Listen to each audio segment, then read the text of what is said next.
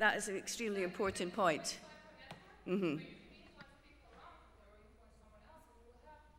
Mm-hmm.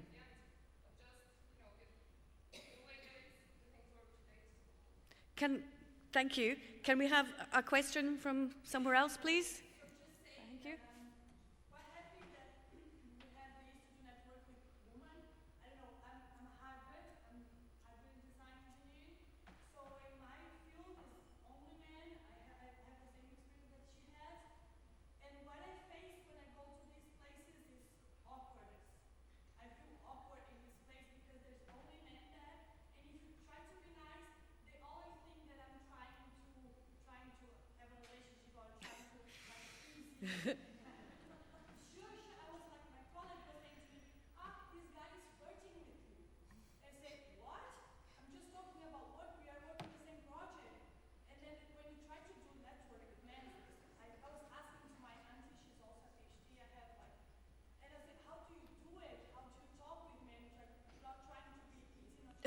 Okay. Okay. So, you know, how do you bridge that sort of maybe communication gap between men and women? Yeah. Okay. Can I invite somebody from the panel to? Mm-hmm. Yeah. Yeah. I understand the question. Can we ask some of the ladies for some advice? Okay. On that communication issue? I fully agree with your feelings, and I have experienced quite years ago, a comment from a boss. He was telling me, "Paula, sorry, I'm not sure, I'm not confident when talking to you, when treating you, because I'm not used to deal with women at certain career level." For me, it was surprising, and I think it's worrying because I'm talking about like 15 years ago. It's worrying that you mentioned, again, something like a similar situation. The reality is, I think that this is one of the biggest challenges that we have here now. And it was also your other colleague that was talking about. The challenge is we need to refer to each other as good professionals, as individuals. I mean, it doesn't matter if you are a man or if you are a woman. We are different and we are complementary, yeah? So we are supporting, we are bringing things to the management position, to the organizations in general, different things that complement what men bring. And I think that these kind of events that are not on the, I mean, the purpose of this, as my understanding is that the purpose of this event is not go to put up on the table specific measures to fight the gender gap, but to create this confidence in women that we can do it, we have to do it. I mean, we are absolutely able like men, and that we have to help them see us at the same professional level, you know what I mean? Mm-hmm. So I think that this is a way that have started very, very long time ago, and lots of things to do. So, I mean, in this sense, I just would like to send you a lot of patience. Mm-hmm. Thank you. I only want to say I have, in my experience, worked all the time with men. All my career, I was working. I was the only woman in the team, and I have some experience, good experience and bad experience with men. Men that told me when I have 3 children, and when the first pregnant, I talked with my boss, and I told him, I want to work until the last day, and after that I have the period that I stay with my baby, I will share with my husband. We have talked because I have my husband that it's very. I have the happiness that my husband one shares with me, but this boss tell me, okay, perfect, but when I have 5 months of pregnancy, take me out absolutely all the work, all. With my second child, I go with the same history to another boss. I was completely nervous. And he told me when I stopped to explain my situation, say, okay, come on, quickly, you have a lot of work.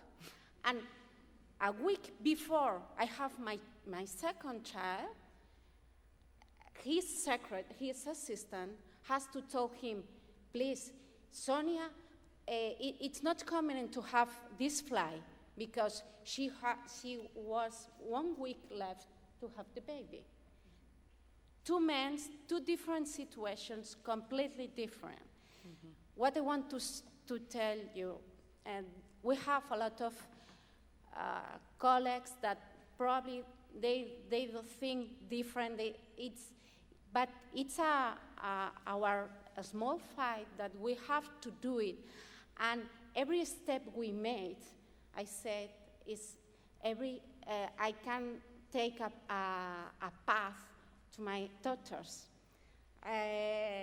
It's this situation. It's not easy, but there's a lot of men that they think that you can give the same and you can be their boss or their colleague, and they accept them. Yep. We have to convince to all the society that because we can do it, we are the same. It's the expression, you make the change, and you make the change, as you quite rightly say, through your professionalism, through your ability to demonstrate what you can deliver of value in that workplace. And if you look at the skills gap across Europe and not just and outside of Europe, we're in a different position now slightly because the skills are so much in demand that differentiation between men and women is not going to be eradicated, but it's going to be smoothed because there's not enough people to do the jobs that we just saw described by Accenture there in the last presentation. So it's not going to be perfect, but it's not going to be smooth. Mm-hmm. Do you want to say something or another question? I'm happy just to take on the last thing about this, the kind of sameness or differences and so on. I must say, I would speak to opportunities that are equal opportunities for women and men in this new, in the revolution and the types of jobs that we have now. Mm-hmm. To be honest, my 17-year-old is stronger than me and I'll take him carry boxes. So I don't want to argue whether I want to do that job or not. And basically what I'm saying is that with the digital revolution and information technologies, we are suddenly at the same sort of, in the playing field of intellect and skills that we can definitely acquire. Mm-hmm. And everything is changing. So don't be confused. I mean, the men are equally confused as we are. It's a change that is hitting everybody. And it's just about being confident and positioning ourselves so that we can negotiate the new roles and hopefully redefine the previous. Because believe me, I had situations where I thought I was just explaining what I was doing, and I was told, oh, Natasha, I feel like a pupil. So I realized that I was confused for a teacher. So there are certain roles that are very strong, the mother, the teacher role. So you have to be very careful about how you're being perceived and being able to assess in the situation how you can actually participate, not intimidating anybody, but being seen that you are redefining a new relationship and you got to work together. And I understand fully why you're asking for dialogue. Question is whether we set up the events like this, first starting with women and then bringing other people to come in and men to come in and in the dialogue, or do we immediately start with mixed conferences and advertise, oh, here is a dialogue between the genders? So we have to think about the strategy, how to go about this, yeah. Okay. Could we be very quick, because I think there's maybe 1 or 2 questions still want to come. 2 minutes. 2 minutes, promise. I wanted to say that what you just mentioned was in practice what stereotypes are. I mean, you lived through experience what stereotypes about what women should do and men should do and how women should behave and how men and what I wanted to mention is in line with Natasha's, that we are now in a moment where the stereotypes, which are extremely difficult to change because it's a societal, I don't know how to say that in English, it's a difficult word, change. Now, with the digital revolution, it is helping us to change that. Because, again, we are seeing that new skills that we relate in a different way. The intellect is something that appears more than the strength and the voice and other things. So this is the first thing. So, again, full of opportunities for us to work against these stereotypes. And second, it is only through interaction, women and men in the same spheres, that they learn to work with us without fearing us, and we learn also to work together. So again, reaching every time that passes, and every of your steps within this world helps us to learn from each other and to feel relaxed. And so again, I think it's difficult still, but a lot of reasons to keep on going. Thank you. I saw a question. Yes, thank you. Oh, we've got a microphone at last. Okay. So I have a question on a slightly different topic. All of the things that you've said about flexible working hours, about communication, all of those things are great, but all of those things come after men and women being paid the same. So I'd like to know what you have to say about the gender pay gap. Anybody? Well, maybe the question could be framed of, do you think legislation is driving the gender pay gap to be addressed? Yeah, I mean, I personally, I think that that pay that what people are paid should be made public. Okay, so it only needs to be a band, but my previous career was as a secondary school teacher, so I knew that I was in a particular pay band and that I was being paid the same within a few £100s as my male colleagues.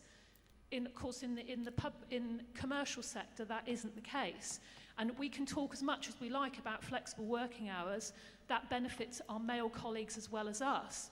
But if we're not valued in terms of our pay the same as our male colleagues, none of that really means an awful lot. The pay, the actual money that we're worth, if that's not the same as our male colleagues, we're not even starting, to me, we're not even off ground zero. Yeah, and many companies are now actually actively beginning to publish those salary levels because legislation is driving them to address the gender pay gap. But I was particularly interested in the lady from Microsoft. I'm very sorry. I did look at your name, but I'm having difficulty pronouncing it. What you felt about pay, the gender pay gap within Microsoft? Does it exist? What's happening? What's being done about it if it does? I think that I have the lookness that stay in Microsoft, that this gap, I think it doesn't exist. But I've been working before Microsoft in another companies, consultant companies, that this gap, it was a huge gap. And I know because you used to talk with your colleagues and and we are doing the same work, or these promotions that you say, why he is promoting and not me, that probably I have more experience or more. This in general exists. In Microsoft at this moment, I can say that for Microsoft, the gender equality, it's very, very important. And they are looking that for this is not appears. At this moment, our chairman is a Spanish chairman, is a woman.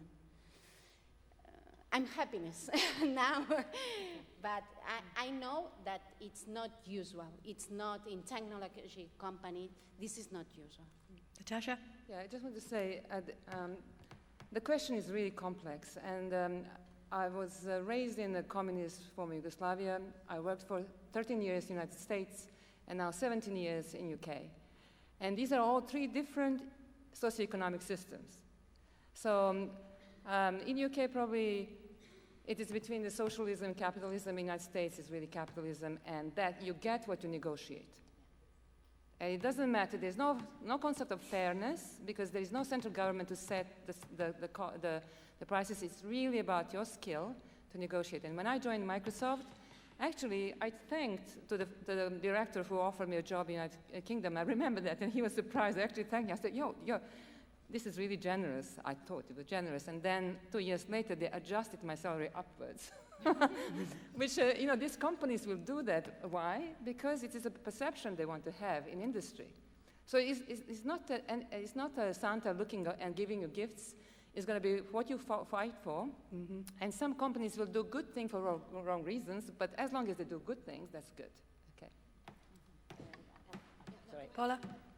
Just to, as a complement, I mean, once that you negotiate, I mean, normally you have the opportunity to negotiate once, yeah? Mm-hmm. But once that you are in the company, I think that in general, the gap exists. Why? Because even when you have policies against the differences in the salary, the reality is that for women in general, it's harder to get promotions, to get, to get to higher managing positions. So in this sense, we are still suffering. Sometimes, as Sonia was mentioning before, we are already assuming responsibilities where our colleagues have already a different position and, of course, a different salary. So I think that in this sense, the gap in general exists.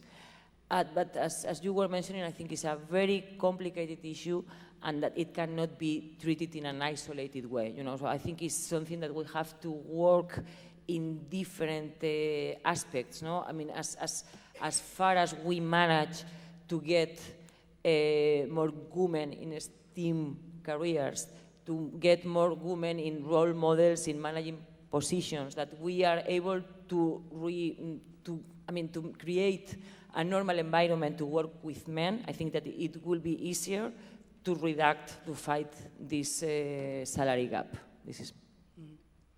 And I just wanted to add two things here, and also is the gender pay gap. Again, is a very complicated issue. We have to put it into context, but also we have to understand what it means. Since I knew that was probably one of the issues that would appear here today, so I also researched, and just for your information, in Europe, and this is the data that we have, we women per year for the same position and for the same amount of hours, so taking into account if we work less or not, we are making 12%, this is in Spain, less than our fellow colleagues, men. Okay, in Europe, we are making 19% less. Okay, what does it mean? And I figure, we have an image, Jane, because I think this is good for, on my, just for you to have in mind, and then we'll get to the practical part. Oh, yes, before, yes. So the European Commission some years ago wanted to give visibility to the gender pay gap. So they decided to choose a day during the year, okay, to talk about the gender pay gap and to visualize that. And so when it started, the day, it changes every year. When it started, this European Equal Pay Day was the 5th of March, then 3 years later, the 28th, and this year, the 22nd of February. So that means, for you to understand, that when we start working for money, is the 28th of February. I mean that a man, our fellow colleague with the same position, from the 1st of January starts earning money. We don't. We have to wait until the end of February. So at the end of the year, we're equal. So we have 2 months working for free. Okay, just for you to understand this thing. So this is the first thing into context for us. Second element is the time. Okay, the time here. Because when we start our careers, like yourselves, and it's true, we get to a place and we negotiate our entrance, no? But here we could say we start quite the same when we leave the university. But the gap gets bigger when we continue. And again, what you're saying, because sometimes our careers are slower, because we take other responsibilities again, etc., because the men tend to have more promotions, and this is a study again with thousands of people that they did in the US. No, they get more promotions, so the gender gap grows. So when we finish our career, it also grows. Again, the time dimension. Every year we make 11% less. The next year, 15% less. At the end of our professional life, we have considerable less savings than our fellow men. So in our case, well, again, you're educated women. For many women that have not this education and have not this professional life, the risk of poverty in retirement is huge. So again, when we talk about this gap, we think about salary 1 year, okay, but taking this into account for a year, for a lifetime is really important. And I would say now, going to the practical part, and this is something that I've learned also because I've worked in different places, also working for the public sector, I would say, and this is something our colleague here mentioned from the beginning, transparency. Mm-hmm. So if I work in a place where I know what my colleague is making and why, because it's a position A, B. So in order to go to the position C, I know that I have these 3 criteria, and at the end of the year, I have to, okay, if I reach that, then I will have the salary number 3. If there is transparency, everything, the criteria for promotions are clear, then we women have more probability to be more equal. I mean, so if you choose, and again, as Natasa was saying, if you go to the US, and this is a different way, and you negotiate, okay, this is one thing, but also you could say, I prefer to join a company where this transparency, but wages are published, everything is here, and this I say like Everest, because again, the company where, and it was different for me when I arrived there, because everything knew what the other one was seeing, and it had to do with the level and the role you were having, the job, the post, but not with anything else. And I think these kind of environments, extremely transparent environments about wages at the beginning and promotion systems, they help us really to grow better and to develop our careers in a better way. Well, it's a very controversial issue to end on, but I'm afraid we've actually run out of time. So I would really like to thank everybody from the panel for the contribution, for your questions. Please speak to these ladies at lunch because you can still ask them questions and ask for their advice. But thank you very much. It's been very, very interesting.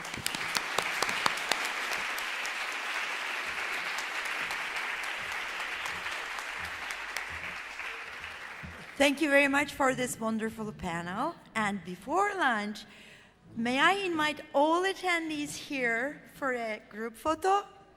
Please. If we are quick, we'll be quick for lunch. Thank you.